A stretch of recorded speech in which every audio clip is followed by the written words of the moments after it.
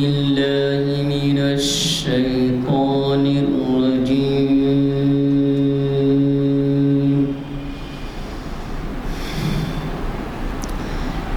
بسم الله الرحمن الرحيم.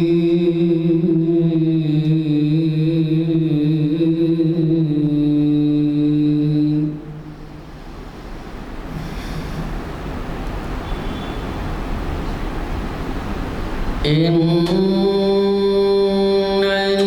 الذين فتنوا المؤمنين والمؤمنات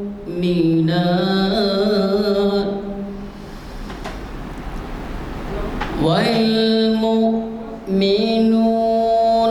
والمؤمنات ثم لم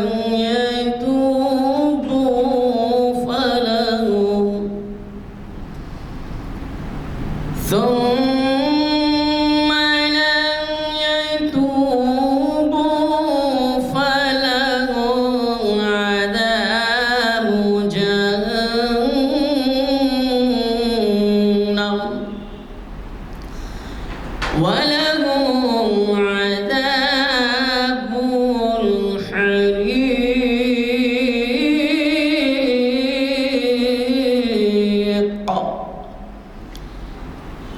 إن الذين آمنوا وعملوا الصالحات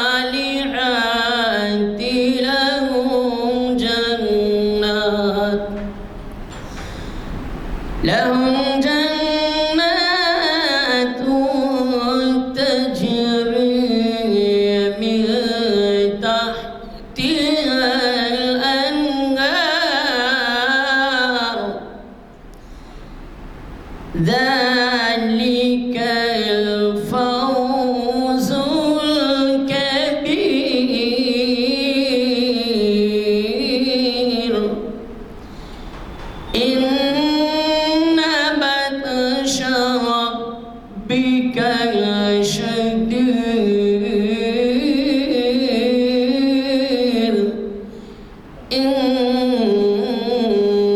إنه هو يبدئ ويعيد وهو الغفور الودود. صدق الله العظيم.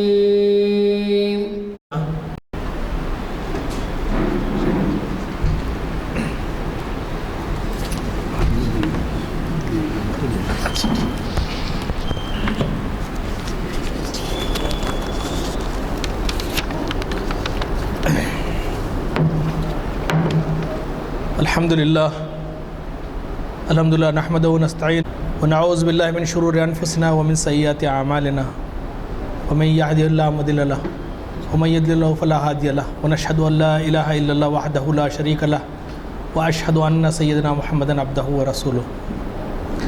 أما بعد،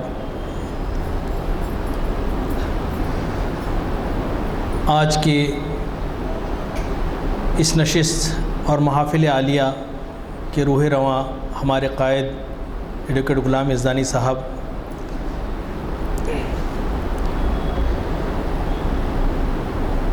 مسجد عالیہ کے ذمہ داران جناب نعیم صاحب، جناب نظام صاحب،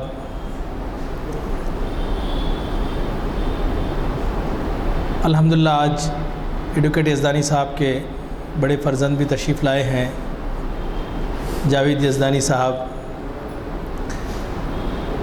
فیاض صاحب امام مسجد ہمارے، حاضرین اور انٹرنیٹ اور یوٹیوب کے ذریعے سے دیکھنے اور سننے والے ناظرین اور سامعین کی خدمت میں السلام علیکم ورحمۃ اللہ وبرکاتہ۔ اللہ کا لاکھ لاکھ احسان ہے کہ اللہ تعالیٰ نے یہ موقع دیا کہ ایک اور نشست کے لیے آپ کے سامنے حاضر ہو سکا۔ اللہ تعالیٰ ہم سب کو جب تک زندہ رکھے، اسلام پہ زندہ رکھے، اور جب موت دے تو ایمان پہ موت دے۔ یہ 900ویں نشست ہے۔ الحمدللہ اللہ نے یہ سعادت دی کہ میں اپنی کچھ حاصل مطالعہ گفتگو آپ کے سامنے پیش کر سکوں، کیونکہ میں مقرر تو ہوں نہیں۔ تاریخ اسلام کی بھی 1000ویں نشست کا اللہ تعالیٰ نے موقع دیا۔ ایڈوکیٹ غلام مزدانی صاحب نے یہ جو چراغ جلایا ہے، یہ جو پودا لگایا تھا، اب ایک تناور درخت بن گیا ہے الحمدللہ، اور ساری دنیا میں اللہ کا شکر ہے۔ حالیہ سعودی عرب کے دورے پہ مجھے معلوم ہوا کہ ساری دنیا کے اور مختلف ممالک کے لوگ اسے دیکھتے ہیں، محافل کو، اور اس سے استفادہ کرتے ہیں۔ اور یہ کوئی عام بات نہیں ہے کہ پچھلے 20 سال سے زائد عرصے سے مسلسل ان نشستوں کا جاری رکھنا۔ اللہ تعالیٰ نے آپ کے ذریعے سے بہت بڑا کام لیا ہے، اور ساری دنیا میں ایک یونیک کام ہے، کسی اور جگہ نہیں ہو رہا ہے جو مسجد عالیہ میں ہو رہا ہے یہاں پہ۔ اللہ تعالیٰ قبول فرمائے اور آپ کے حسنات اور درجات میں اللہ تعالیٰ اضافہ کرے، اللہ تعالیٰ آپ کو صحت اور عمر دے۔ اور پھر یہ کہ ہم سب کی بھی ذمہ داری ہے کہ ہم بھی تعاون کریں اور ان کے دست بازو بنیں۔ الحمدللہ اللہ کا شکر ہے، ایک اچھی ٹیم ہے، کام کر رہی ہے، لیکن اس کے باوجود بھی نوجوانوں کو اب اس سے جڑ کر مزید کام کرنے کی ضرورت ہے۔ یہ تمہیداً میں نے کچھ الفاظ کہے۔ آج کا میرا جو عنوان ہے، اسوہ ابراہیمی اور تربیت اولاد۔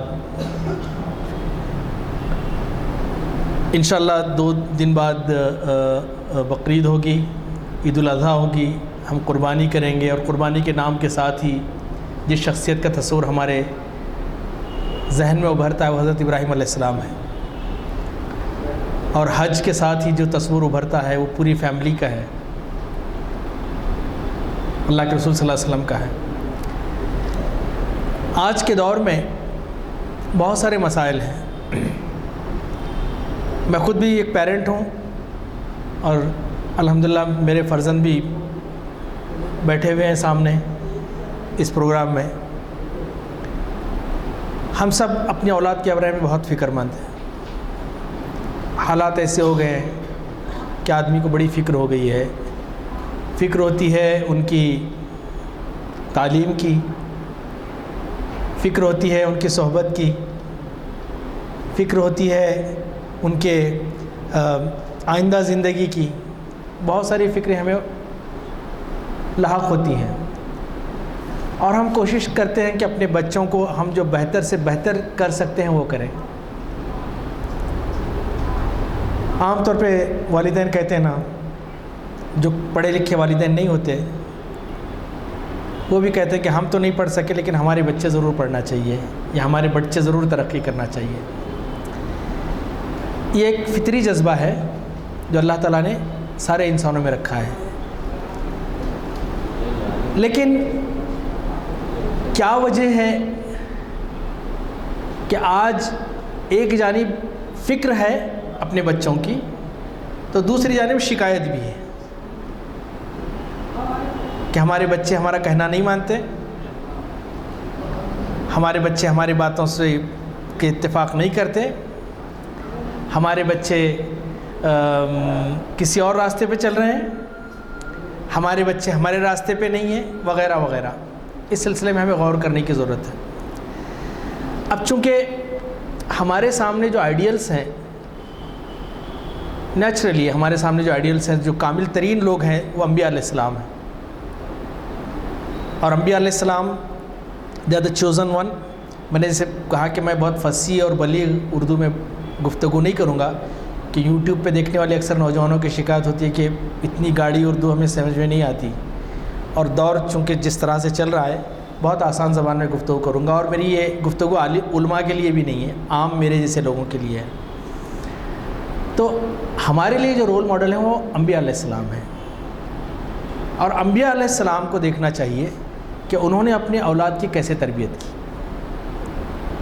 آج 1400 سال گزر جانے کے باوجود بھی آج بھی ساری دنیا، مسلمان ہی نہیں غیر مسلم بھی کہتے ہیں کہ سب سے پرفیکٹ پرسنالٹی اگر کوئی تھی تو نبی کریم صلی اللہ علیہ وسلم کی تھی، and he is a role model for every walk of life. ہر زندگی کے شعبے کے لیے آپ ایک رول ماڈل ہیں۔ آپ صلی اللہ علیہ وسلم سے قبل ایک اور اولو العزم پیغمبر گزرے ہیں، بلکہ وہ پیغمبر کہ دنیا کے 3 بڑے مذاہب اپنے آپ کو براہمک کہتے ہیں، وہ حضرت ابراہیم علیہ السلام سے جڑے ہوئے ہیں۔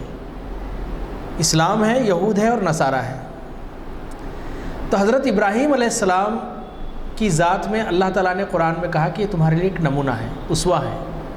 اسوہ کہتے ہیں نمونے کو۔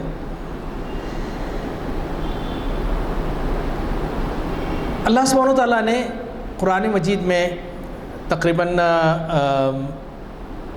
67 ٹائمز 66 بار ابراہیم علیہ السلام کا ذکر کیا، اور امت مسلمہ کو بار بار تاکید کی کہ اپنے باپ ابراہیم کے دین پہ قائم رہو، ان کا اسوہ اپناؤ۔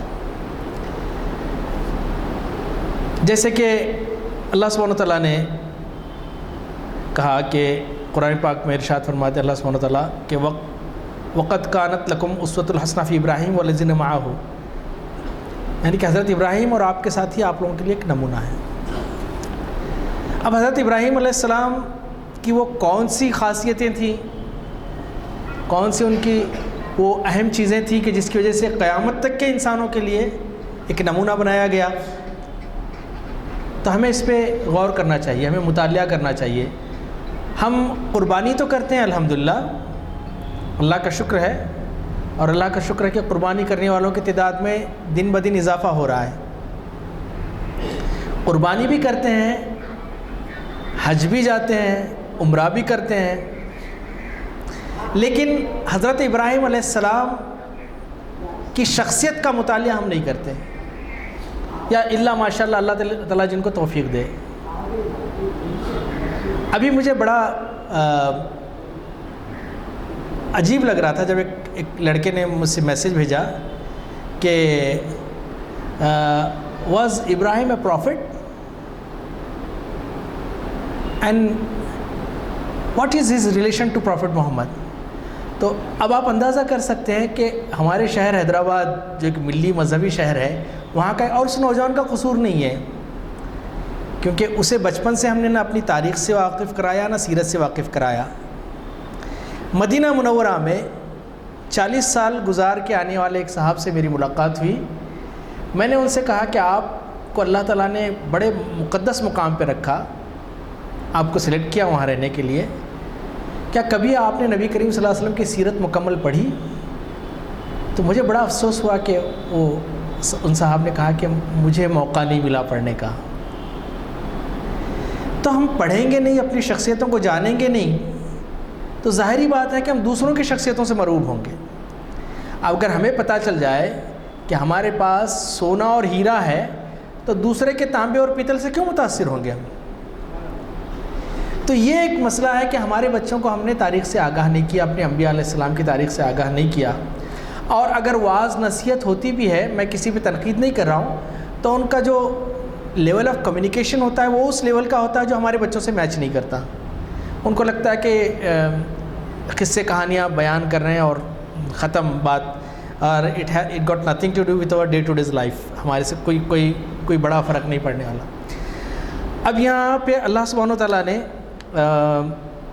قرآن پاک میں ابراہیم علیہ السلام کے بارے میں کئی، جیسے میں نے کہا کہ 67 پلیسز پہ 66 جگہوں پہ آپ کا ذکر آیا، لیکن ایک بڑی آیت میں آپ کا ذکر ہے۔ میں چاہتا ہوں کہ جلد میں ختم کروں تاکہ بارش کے آثار ہیں، آپ لوگوں کو بھی گھر جانا ہے۔ سب سے بڑی بات تو اتنی بارش کے آثار کے باوجود آپ تشریف لائے، میں آپ کا شکر گزار ہوں۔ اللہ تعالیٰ آپ کو جزائے خیر عطا فرمائے۔ میں اس کا ترجمہ، عربی تلاوت کا موقع نہیں ہے، میں اس کا ترجمہ سنا دیتا ہوں۔ یاد کرو جب ابراہیم کو اس کے رب نے چند باتوں میں آزمایا اور وہ ان سب میں پورا اتر گیا، تو اس نے کہا، تو اللہ نے کہا میں تجھ کو سب لوگوں کا امام بنانے والا ہوں، پیشوا بنانے والا ہوں۔ ابراہیم نے عرض کیا کیا میری اولاد کے لیے بھی یہی وعدہ ہے؟ تو اللہ سبحانہ و تعالیٰ فرماتے ہیں کہ میرا وعدہ ظالموں سے متعلق نہیں ہے، یعنی کہ جو ظالم ہوں گے، بے دین ہوں گے، ان کے لیے وعدہ نہیں ہے، لیکن جو دیندار ہوں گے ان کے لیے بھی امامت کا وعدہ ہے۔ پھر اللہ سبحانہ و تعالیٰ نے کہا اور اور یہ کہ ہم نے اس گھر کو یعنی کعبۃ اللہ کو لوگوں کے لیے مرکز اور امن کی جگہ قرار دیا تھا، اور لوگوں کو حکم دیا تھا کہ ابراہیم جہاں عبادت کے لیے کھڑا ہوتا ہے، مقام ابراہیم آج بھی ہے۔ حج پہ عمرے پہ جو جاتے ہیں وہ جانتے ہیں کہ مقام ابراہیم ابھی محفوظ کیا ہوا ہے۔ اس مقام کو مستقل جائے نماز بنا لو، اور ابراہیم اور اسماعیل کو تاکید کی تھی کہ میرے اس گھر کو طواف اور اعتکاف اور رکوع و سجدہ کرنے والوں کے لیے پاک رکھو۔ اور یہ کہ ابراہیم نے دعا کی، اے میرے رب اس شہر کو امن کا شہر بنا دے۔ آج بھی دنیا میں سب سے پرامن شہر مکہ مکرمہ ہے الحمدللہ، اور اس کے باشندوں میں سے جو اللہ اور آخرت کو مانے انہیں ہر قسم کے پھلوں کا رزق دے۔ جواب میں ان کے رب نے فرمایا، جو نہ مانیں گے تو دنیا کی چند روزہ زندگی کا سامان میں انہیں بھی دوں گا، مگر آخر کار اسے عذاب جہنم کی طرف گھسیٹوں گا، اور بدترین ٹھکانہ ہے۔ اور یاد کرو ابراہیم اور اسماعیل جب اس گھر کی دیواریں اٹھا رہے تھے، بیت اللہ کی تعمیر کر رہے تھے، تو دعا کرتے جا رہے تھے، اے ہمارے رب ہم سے یہ خدمت قبول فرما لے، تو سب کچھ سننے اور جاننے والا ہے، اور اے ہمارے رب ہم دونوں کا اپنا اپنا مسلم کا مطلب ہے مطیع اور فرما بردار، حکم ماننے والا۔ اے ہمارے رب ہم دونوں کا اپنا مسلم بنا، اور ہماری نسل میں سے ایک ایسی قوم اٹھا جو تیری مسلم ہو۔ امت مسلمہ کے بارے میں کہا گیا ہے۔ اور ہمیں اپنی عبادت کے طریقے بتا، اور ہماری کوتاہیوں سے درگزر فرما، تو بڑا معاف کرنے والا ہے اور رحم فرمانے والا ہے۔ اے رب ان لوگوں میں خود ان کی قوم سے ایک ایسا رسول اٹھائی ہو جو تیری آیات انہیں سنائے، ان کو کتاب اور حکمت کی تعلیم دے، اور ان کی زندگیاں سنوارے، اور تو بڑا مقتدر و حکیم ہے۔ یہ قرآن کی ایک مکمل آیت ہے۔ اب ابراہیم علیہ السلام کا دیکھیے، ابراہیم علیہ السلام کو اب میرے پاس اس موضوع پہ اللہ کا شکر ہے محافل میں 3-4 لیکچر ہو چکے ہیں میرے، علامہ اقبال اور اسوہ ابراہیم اور امت مسلمہ۔ تو حضرت ابراہیم کے تعلق سے ہم یہاں پہ میرا موضوع چونکہ تربیت اولاد سے متعلق ہے، حضرت ابراہیم علیہ السلام کے تعلق سے ہم تفصیل جانتے ہیں کہ کس طرح سے آپ توحید کی طرف گئے، اور پھر آپ نے اپنے والد کو دعوت پیش کی، والد سے آپ نے گفتگو کی، اور یہاں تربیت اولاد ہی نہیں بلکہ اپنے والدین سے بھی اگر اختلاف رائے ہو، ڈفرینس آف اوپینین ہو، یا ڈفرینٹ آف تھاٹ ہو، تو آپ کس طرح سے ان سے بات کریں۔ ایک طرف تو ابراہیم بتوں سے بیزار، توحید پرست، دوسری طرف ان کے والد وہاں کا جو سب سے بڑا بت خانہ تھا اس کے مہنت، اس کے کسٹوڈین۔ اب دیکھیے والدین سے گفتگو کا طریقہ بھی دیکھیے کس طرح سے ہے۔ انبیاء علیہ السلام یہاں پہ اختلاف رائے پیدا ہوتا ہے تو اولاد اپنے والد سے بدتمیزی کرتی ہے، تم کو کیا معلوم جی کیا چل رہا سو، میں نے خود اپنے کانوں سے سنا ہے۔ ایک کاؤنسلنگ میں گیا تھا، ہمارے ابا پڑھے لکھے ہیں کیا معلوم ہوتا ان کو، ہمارے ابا کو فلاں۔ والدین سے گفتگو کا جو طریقہ اور سلیقہ وہ بھی ختم ہو گیا ہے۔ اختلاف اپنی جگہ، لیکن ان کے سامنے آواز بھی بلند مت کرو، اف نہ کہو انہیں۔ یہاں پہ حضرت ابراہیم کے والد مشرک ہیں، کافر ہیں، اس کے باوجود آپ کس انداز سے گفتگو کر رہے ہیں اپنے والد سے۔ آج کی نوجوان نسل کو سیکھنا چاہیے اس بات کو، جو اپنے والدین کو تڑاکے سے جواب دیتے ہیں، منہ پہ جواب دیتے ہیں اور ان کی تضحیق کرتے ہیں۔ حضرت ابراہیم قرآن پاک میں سورہ مریم میں تفصیلی ذکر ہے باپ اور بیٹے کی گفتگو کا۔ حضرت ابراہیم اپنے والد سے یہ بات کرتے ہوئے میں اپنے موضوع کی طرف آ رہا ہوں، تو اس کا ترجمہ میں پیش کرتا ہوں۔ اور اس کتاب میں ابراہیم کا قصہ بیان کرو، وہ ایک راست باز انسان اور ایک نبی تھا، اور انہیں ذرا وہ موقع یاد دلاؤ جب کہ اس نے اپنے باپ سے کہا، ابا جان آپ کیوں ان چیزوں کی عبادت کرتے ہیں جو نہ سنتی ہیں نہ دیکھتی ہیں اور نہ آپ کا کوئی کام بنا سکتی ہیں۔ ابا جان میرے پاس ایک ایسا علم آیا ہے، یعنی اللہ کی طرف سے وحی آئی ہے جو آپ کے پاس نہیں آیا، آپ میرے پیچھے چلیں، میں آپ کو سیدھا راستہ بتاتا ہوں۔ ابا جان، یا ابتی کا لفظ آیا ہے، جو عربی جاننے والے کہتے ہیں کہ اس میں کتنی محبت، کتنی چاشنی، کتنی ملائمت سے اپنے والد سے کہہ رہے ہیں۔ ایک جانب تو ایمان کی سختی ہے، اپنے ایمان پہ ڈٹے ہوئے ہیں، لیکن اس کے باوجود اپنے والد سے جب بات کر رہے ہیں تو کتنی نرمی سے بات کر رہے ہیں۔ وہ کہہ رہے ہیں کہ ابا جان، آپ شیطان کی بندگی نہ کریں، شیطان تو رحمان کا نافرمان ہے۔ ابا جان، مجھے ڈر ہے کہیں آپ رحمان کے عذاب میں مبتلا نہ ہو جائیں اور شیطان کے ساتھی بن کر رہیں۔ اتنی ملائمت سے اپنے والد کو سمجھایا، آخرت کی بات کی۔ اب اس کے جواب میں قرآن پاک میں ہی آگے ان کے والد ان سے کہتے ہیں، ابراہیم، کیا تو میرے معبودوں سے پھر گیا ہے؟ میں جن بتوں کو پوجتا ہوں ان کی تو نے اس کی پرستش نے چھوڑ دی ہے؟ ابراہیم، کیا تو میرے معبودوں سے پھر گیا ہے؟ اگر تو باز نہ آیا تو میں تجھے سنگسار کر دوں گا، بس تو مجھ سے ہمیشہ کے لیے الگ ہو جا۔ ابراہیم نے کہا سلام ہے آپ کو۔ اس کے باوجود بھی ابراہیم نے کہا کہ یہ نہیں کہا اچھا ٹھیک ہے جاؤ مرو، کیا تو بھی کرو جیسے ہمارے پاس بولتے ہیں نا، اس طرح سے نہیں کہا ابراہیم نے۔ ابراہیم کہنے کہ سلام ہو تم پر، سلامتی ہو، یعنی امید کا دامن نہیں چھوڑا ابھی بھی والد کی ہدایت کے لیے۔ کہہ رہے ہیں ابراہیم سلام ہے آپ کو، میں اپنے رب سے دعا کروں گا کہ آپ کو معاف کر دے، اور میرا رب مجھ پر بڑا ہی مہربان ہے۔ میں آپ لوگوں کو بھی چھوڑتا ہوں اور ان ہستیوں کو بھی جنہیں آپ لوگ خدا کو چھوڑ کر پکارا کرتے، میں تو اپنے رب کو ہی پکاروں گا، اور امید ہے کہ اپنے رب کو پکار کر نامراد نہ رہوں گا۔ بس جب ان لوگوں سے، ان کے معبود، ان کی غیر اللہ سے جدا ہو گیا تو ہم نے اس کو اسحاق اور یعقوب جیسی اولاد اور ہر ایک کو نبی بنایا، اور اس کو رحمت سے نوازا اور اس کو سچی ناموری عطا کی۔ تو ابراہیم علیہ السلام کی یہ ڈٹرمنیشن تھا۔ آدمی رشتوں کے سامنے بے بس ہو جاتا ہے، فلاں کام کیوں کیا، کیا کروں بھائی، اماں ابا نہیں مان رہے تھے، کرنا پڑا میرے کو، یا پھر بچہ نہیں سن رہا تھا، کرنا پڑا۔ یہاں ابراہیم کہتے ہیں کہ نہیں، ایک چیز بڑی عجیب ہوتی ہے، ہر باپ کو فکر ہوتی ہے ہمارے مرنے کے بعد بچوں کا کیا ہوگا، لیکن فکر تو یہ ہونی چاہیے کہ بچوں کے مرنے کے بعد بچوں کا کیا ہوگا۔ آخرت کی فکر کسے ہے؟ ابھی دور دراز علاقے سے فون آیا تھا مجھے کہ ہماری بچی کو نیٹ کی کوچنگ کرانا ہے، حیدرآباد میں کوئی انسٹیٹیوٹ ڈھونڈی ہے۔ کیا ایسی تڑپ کسی والد میں اس لیے ہوتی ہے کہ میرے اپنے بچے کو قرآن سیکھنا ہے سمجھ کے؟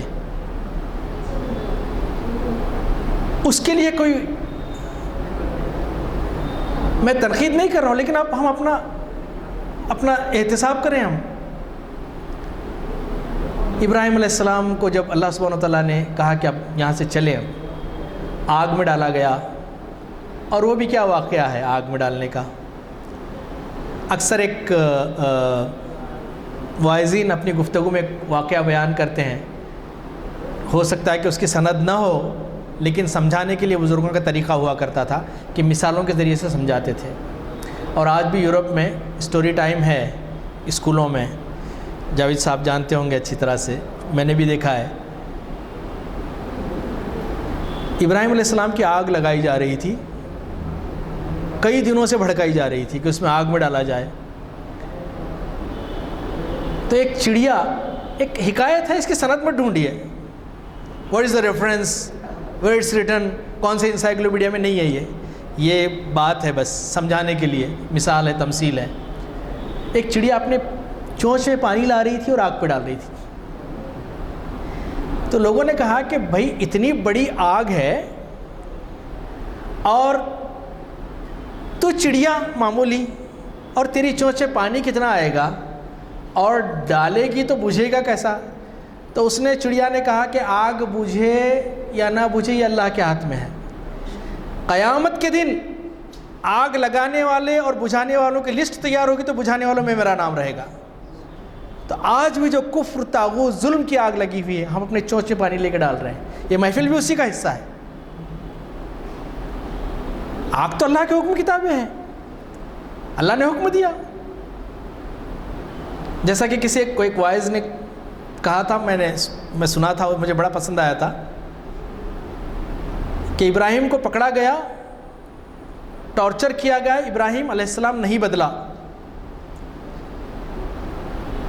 آگ لگائی گئی، ابراہیم نہیں بدلا، یہاں تک کہ آگ کے شعلے بلند ہوئے، ابراہیم نہیں بدلا،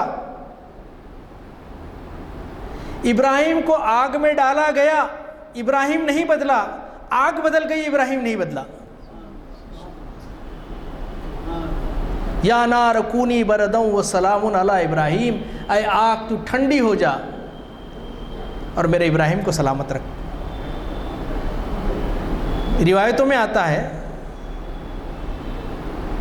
کہ کئی فرشتے ابراہیم علیہ السلام کے پاس آئے اور کہا کہ کسی نے کہا کہ بارش کا فرشتہ نے، میں بارش کر کے اس کو بجھا دیتا ہوں، کسی نے کہا کہ میں اپنا پنکھ مار کے اسے بجھا دیتا ہوں، تو ابراہیم نے کہا کہ جس کی خاطر میں آگ میں ڈالا جا رہا ہوں کیا وہ میرے حال سے بے خبر ہے؟ پھر میں تمہاری مدد کیوں لوں؟ سبحان اللہ، یہ ایمان تھا۔ اسی لیے اقبال نے کہا کہ بے خطر کود پڑا آتش نمرود میں عشق، عقل ہے محو تماشائے لب بام۔ ابھی عقل ابھی تخمین و ظن ہے، ابھی کیلکولیشن چل رہا، لیکن عشق کود جاتا ہے اس میں۔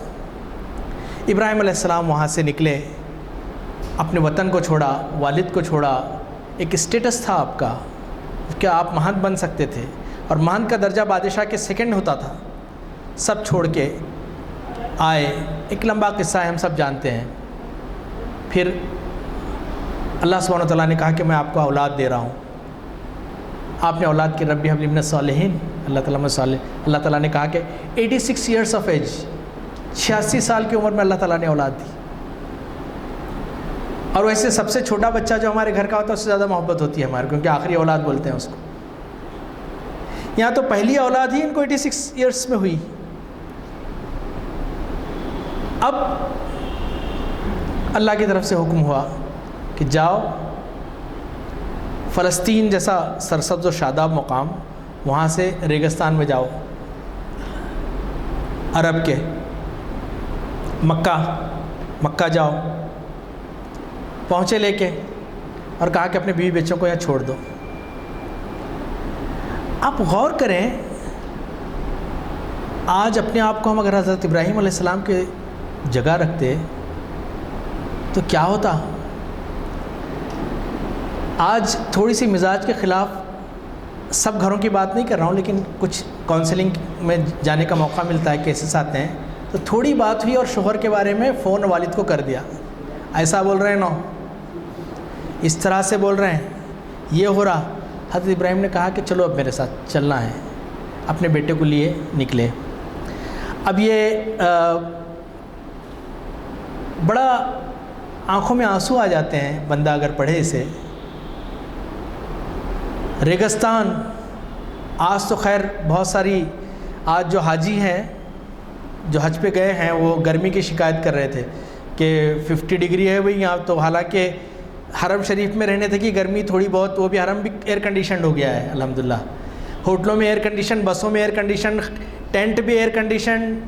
جب ایئر کنڈیشن نہیں تھا اس زمانے میں ہم نے حج کیا ہے، ہمیں اندازہ ہے وہ کتنی گرمی اور کیسی اس دور کی، 1400 سال پہلے کی، جب 54-55 ڈگری تو ہوگا وہاں کا، 53 ڈگری تو کیسے بھی ہوگا، اس ٹیمپریچر میں اور ریگستان میں اپنے بیوی بچے کو چھوڑا۔ اللہ کا حکم، اللہ کے حکم کو اللہ ابراہیم نے یہ نہیں کہا، کیا اللاجیکل بات ہے بھائی، کہیں کو چھوڑنا بھائی؟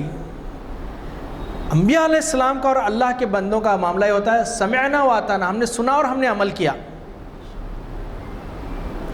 کیونکہ ٹھنڈی، گرمی، سردی، زندگی، موت سب اس کے ہاتھ میں ہے جو یہ سب کرا رہا ہے، تو مجھے پریشان ہونے کی کیا ضرورت؟ ارے جنہیں مرنا ہوتا ہے وہ کروڑوں روپے دے کے سب مرین میں جا کے مرتے ہیں۔ ابھی ہوا ہے نا ٹائٹینک میں، پتہ نہیں کتنے کروڑ کا ٹکٹ تھا اس کا، وہ ٹکٹ خرید کے جا کے وہاں مرے، کروڑوں کی موت اپنے ہاتھ سے خریدی ہے، اور جسے بچنا ہوتا ہے تو زلزلے کے 40 دن بعد ہی بچ جاتا ہے۔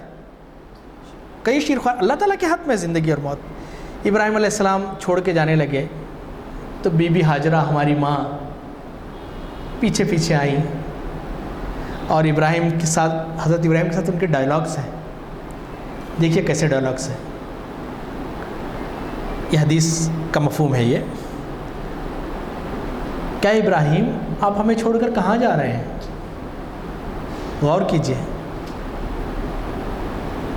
یہاں شاپنگ کمپلیکس میں چھوڑ کے گئے، شاپنگ کر کے آؤ، میں ذرا جا کے آتا ہوں. ایک 10 منٹ دیر ہو گئی تو ہماری بیگمات 10 فون کرتے، کہاں میں ٹھہری ہوں اکیلی یہاں پر،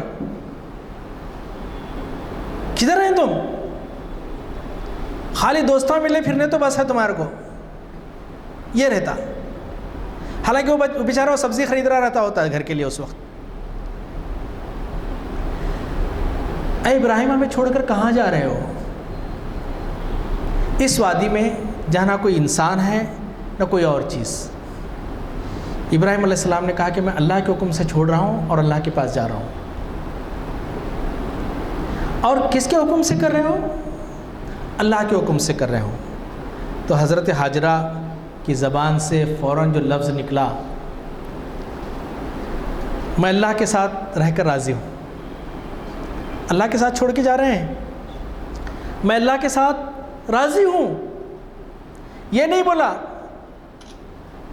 کیا ہے چھوٹے بچے پہ تو رحم کرو، کئی کے باتاں تمہارے، ہماری دکنی زبان میں اسے کہتے ہیں.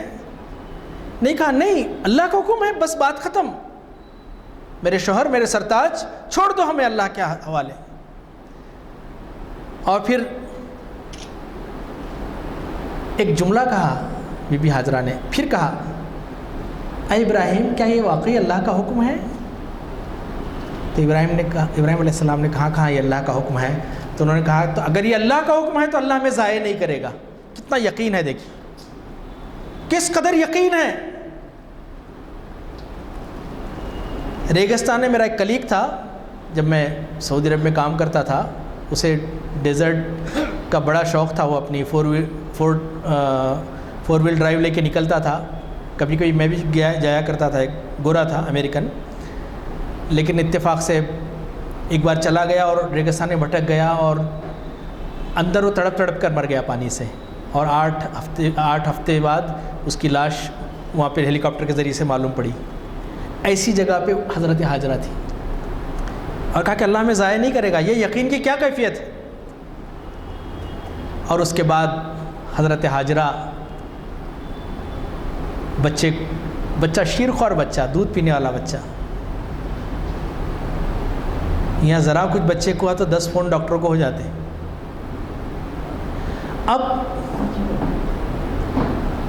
اب جو حضرت ابراہیم علیہ السلام ان کو چھوڑ کے گئے، حضرت حاجرہ اپنے بچے کے پانی کے لیے صفا اور مروہ کے بیچ میں چکر لگا رہی ہیں، 7 چکر. آخر میں زمزم اللہ سبحانہ وتعالیٰ نے بھیجا. میں اس کی تفصیل میں نہیں جاؤں گا. تو یہاں پر حضرت حاجرہ کا ایمان، شوہر کی فرما برداری اور اطاعت. حضرت حاجرہ رضی اللہ تعالیٰ عنہ نے اپنے شوہر کا ساتھ دیا، آپ کی بات مانی. پھر دوسری آزمائش یہ آئی کہ آپ کو خواب آیا کہ آپ اپنی محبوب ترین چیز ذبح کریں، اللہ کی راہ میں قربان کریں. تو بہرحال حضرت اسماعیل علیہ السلام ماشاءاللہ ڈاکٹر ایاز الشیخ صاحب کی تقریر اور عنوان تو بہت عمدہ تھا. اور آپ بات دیکھیے کتنی جو ہے اہم بات تھی اور کتنا جو ہے انداز ان کا بیان، ماشاءاللہ الحمدللہ. حالانکہ یہ بات اور یہ واقعات پڑھتے رہے تفاسیر میں، ترجمے میں، اکثر مساجد میں، بہت دوسرے محفلوں میں، لیکن آپ کا انداز ایسا تھا، ایسا لگ رہا تھا جیسا ہم پہلی بار سن رہے ہیں اور رونگٹے کھڑے ہو رہے تھے. یہ انداز، یہ کوالٹی، یہ صفت جو ہے خاص ہے ان میں. اللہ ان کے علم میں اور ترقی دے، برکت دے، اور جو ہے ہم لوگوں کو مواقع دے ایسا کہ ہم ان کی تقاریر سنتے ہی رہتے ہیں اور ہر بار نیا لگتا ہم کو. کتنی اچھی بات بتائی، ایک ایک چیز موتیوں کی طرح، مختصر ایک سمندر کو ایک کوزے میں بند کر دیا، کیپسول دے دیے بہت عمدہ تقریر تھی. آپ تمام حضرات سے مجھے یہ کہنا ہے کہ چہارشنبے کا جو پرسوں اس کا اقبال شناسی کا جو لیکچر ہوگا وہ ملتوی رہے گا بوجہ عید الاضحیٰ. عرفے کا دن ہے، روزہ وغیرہ رہتے ہیں، ممکن نہیں ہے. تو آپ تمام حضرات اپنے دو ایک ساتھی جو بہت پابند رہتے ہیں نہیں آ چکے ہیں، اگر آپ کے پاس ان کا فون ہو تو اطلاع کر دیجیے تاکہ دور دور سے آتے. آج کل کی ٹریفک بھی ایسی ہے، آنا پھر واپس چلے جانا، مایوسی سے بچانے کے لیے اگر آپ لوگ اطلاع کر سکتے ہیں تو کریے، بہت اچھا رہے گا انشاءاللہ. اور اب آپ کے بقول آپ کے کہ جو ہے بارش کا یہ آثار ہے، جلد سے جلد دعائیں کرتے ہیں. آپ تمام کو جو ہے شکریہ. اور ایک چیز بہت اچھی لگی کہ دو ایک نوجوان نظر آ رہے ہیں، میرے کو بڑا اچھا لگا. بلکہ ہمارے کنوینر صاحب صدر غلام یزدانی صاحب بھی بہت خوش ہو رہے ہوں گے. اور مقرر صاحب بھی دیکھیے، ہم کو سبق سیکھنا چاہیے، اپنے فرزند کو لے کے آئے ہیں ساتھ میں، یہ بہت اچھا ہے. ہر ایک اپنے ساتھی کو لے کے آئیے. وہ ناظم صاحب بھی تھے پرنسپل اس کے یونیورسٹی کے، تلنگانہ یونیورسٹی کے، اپنے بہنوں کو ساتھ لے کے آئے تھے، بہت اچھا ہے. آپ تمام سے گزارش ہے کہ یہ عمل جو ہے اپنے ساتھ کرتے رہیے ہمیشہ. کسی نہ کسی دوست کو لائیے، کبھی بھائی کو لائیے، کبھی کوئی رشتہ دار کو لائیے، اچھا رہے گا. جزاک اللہ خیر. الحمدللہ آپ لوگوں کی برخاست، اس کے ساتھ ہی اس محفل کی برخاستی کا اعلان کیا جاتا ہے. قربانی کی بات آ گئی. اب دیکھیے، تھوڑی دیر کے لیے میں اپنے آپ کو رکھ کے سوچوں کہ اس طرح کی آزمائش ہمارے پاس آ جائے اور ہم کہیں اپنی کہ بھئی میں دیکھ رہا ہوں کہ میں تمہیں اپنے ہاتھوں سے ذبح کر رہا ہوں اپنی بیوی، تو بیوی بچے بولیں گے ان کو سائیکٹرسٹ کے پاس لے کے جاؤ پہلے. پھر گئی حضرت کی ختم. لیکن وہاں پہ کیا کہا انہوں نے؟ ڈائلاگس جو ہیں، ہمیں قربانی تو یاد ہے لیکن باپ اور بیٹے کی گفتگو یاد نہیں ہے. کیا گفتگو ہوئی تھی باپ اور بیٹے میں؟ اب یہاں پہ ابراہیم کو جب کہا کہ ایسا ایسا ہے کہ آپ کو قربان کرنا ہے، تو حضرت ابراہیم نے کیا کہا؟ کیا جملہ کہا؟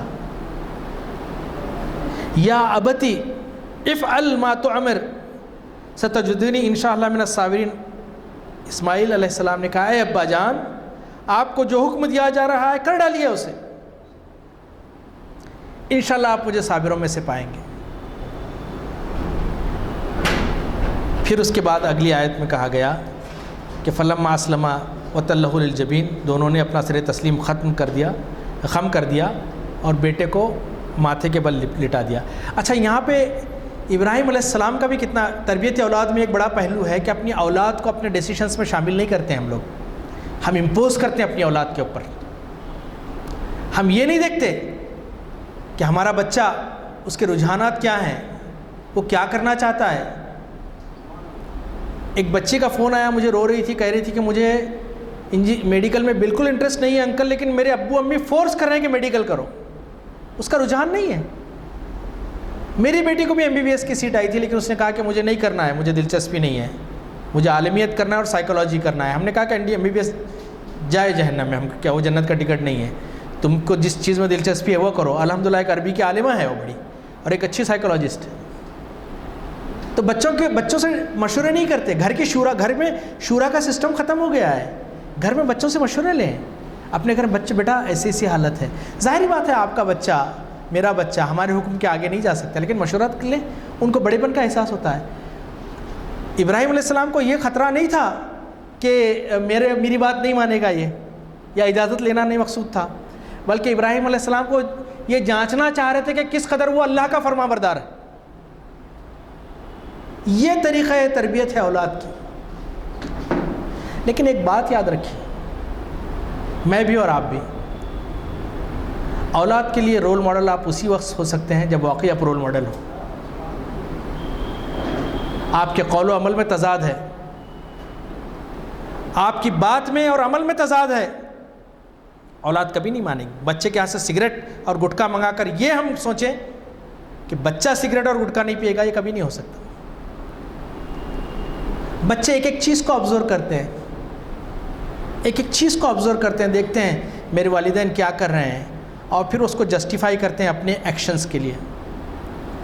ابا بھی دوستاں میں پھرتے نہیں کیا رات کے 3 بجے تک؟ میں آیا تو کیا ہوا؟ ابا کون سا نماز پڑھتے فجر کی؟ میں کہیں پڑھوں۔ ہم چاہتے ہیں کہ ہمارے بچے ولایت کے درجے پہ فائز ہوں اور ہم جہاں ہیں وہیں رہیں۔ دوسروں اپنے بچوں کے لیے خود کو مثال بننا پڑے گا جیسے ابراہیم بنے تھے، تب بات میں اثر پیدا ہوتا ہے۔ مجھے اچھی طرح یاد ہے، میرا بیٹا بیٹھا ہوا ہے یہاں پہ، میں ایک نیورو پیشنٹ ہوں، تو میرے سر میں کافی درد تھا اور بہت تکلیف تھی۔ اتفاق سے کوئی آئے تو میں نے اس سے کہا کہ جاؤ بیٹا بولو کہ ابو سو رہے ہیں۔ تو یہ غالباً 10-11 سال کا تھا۔ اس نے کہا کہ آپ تو سو نہیں رہے ہیں، جھوٹ بولوں جا کے؟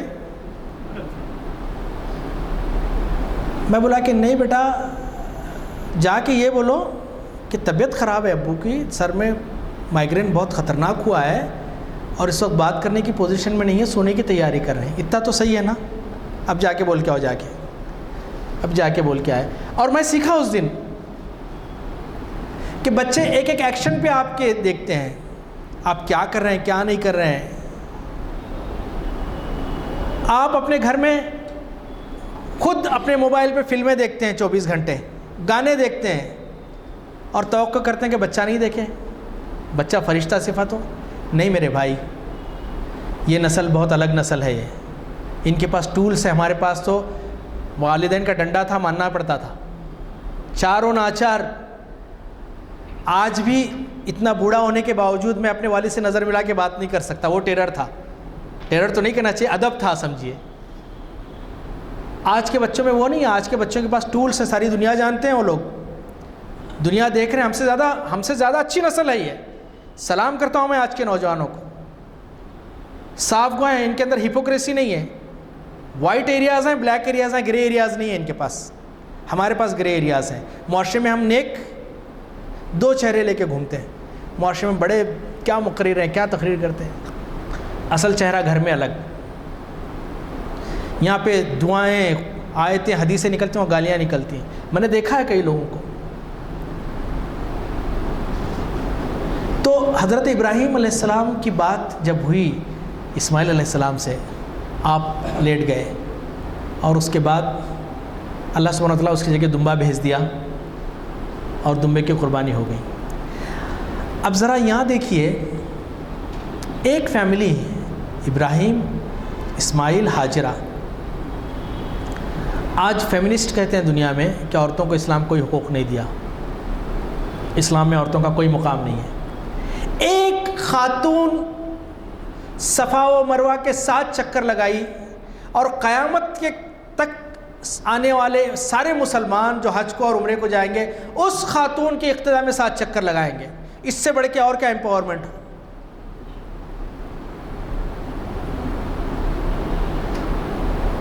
ابراہیم علیہ السلام اپنے بیٹے کو ساتھ میں لیتے ہیں، بیت اللہ کی تعمیر کر رہے ہیں، ساتھ میں کون ہے؟ اسماعیل علیہ السلام ہے۔ یعنی کہ جو کام تم کرو اپنے بچے کو اس میں شامل رکھو۔ آج اسلام پسند لوگوں کا سب سے بڑا المیہ ہے کہ ان کے بچے اسلام پسند نہیں ہیں۔ میری بات کا برا مت مانیے، کیونکہ شاید ہم وہ کردار پیش نہیں کر پا رہے ہیں اپنے بچوں کے سامنے۔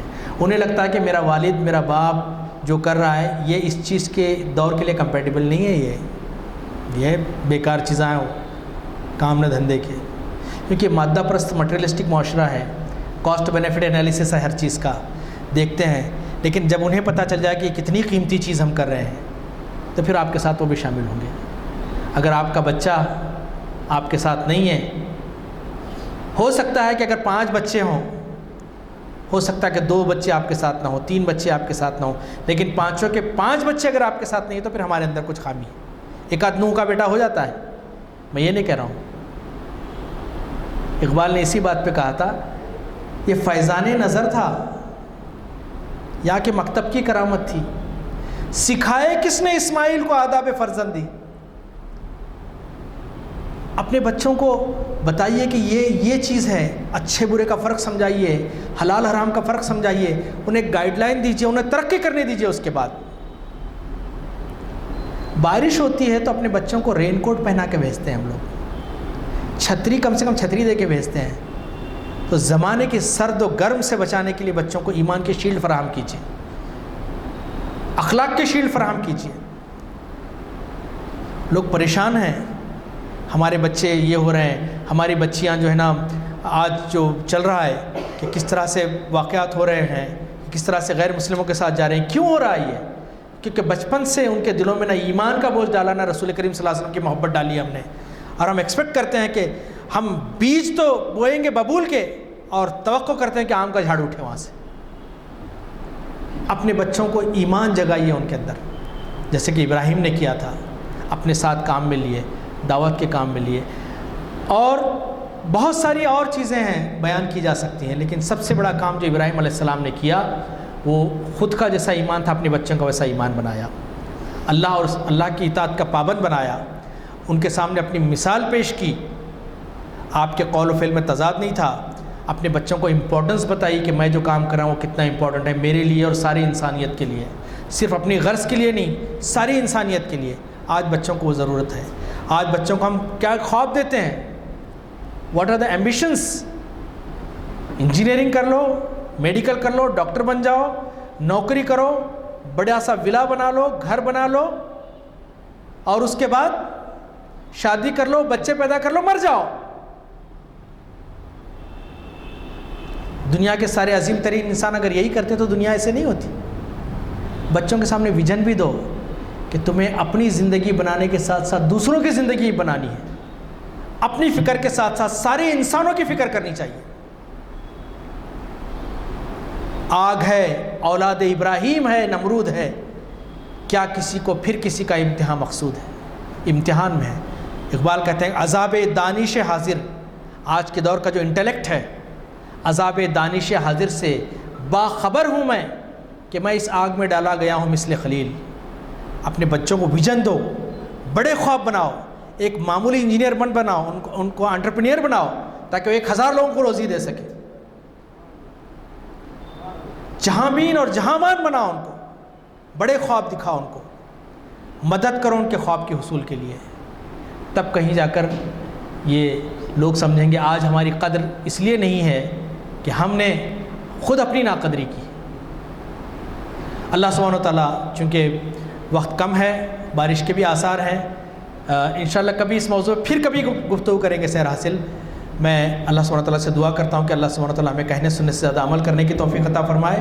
اللہ سبحانہ و تعالیٰ ہمیں بھی ابراہیم، اسماعیل اور حضرت محمد صلی اللہ علیہ وسلم جیسا ایمان نصیب فرمائے۔ اللہ تعالیٰ ان کی اطاعت کرنے کی توفیق عطا فرمائے۔ اللہ تعالیٰ باطل کا خوف ہمارے دلوں سے نکال دے۔ اللہ سبحانہ و تعالیٰ ہمیں سچا اور پکا مسلمان بنا دے۔ اللہ تعالیٰ سارے انسانوں پر رحم فرما، مولا کریم سارے انسانوں کو پر رحم فرما۔ اللہ تعالیٰ جو شر پسند لوگ ہیں، اللہ تعالیٰ ان کے شر کو ختم کر دے۔ اللہ سبحانہ و تعالیٰ ہم میں سے جو مجبور اور بے بس ہیں، اللہ تعالیٰ ان پر رحم فرما۔ اللہ سبحانہ و تعالیٰ جو پریشان ہیں، ان کی پریشانیوں کو دور فرما۔ اللہ تعالیٰ ہماری ان دعاؤں کو قبول فرما۔ وآخر دعوانا ان الحمدللہ رب العالمین۔ والسلام علیکم ورحمۃ اللہ وبرکاتہ۔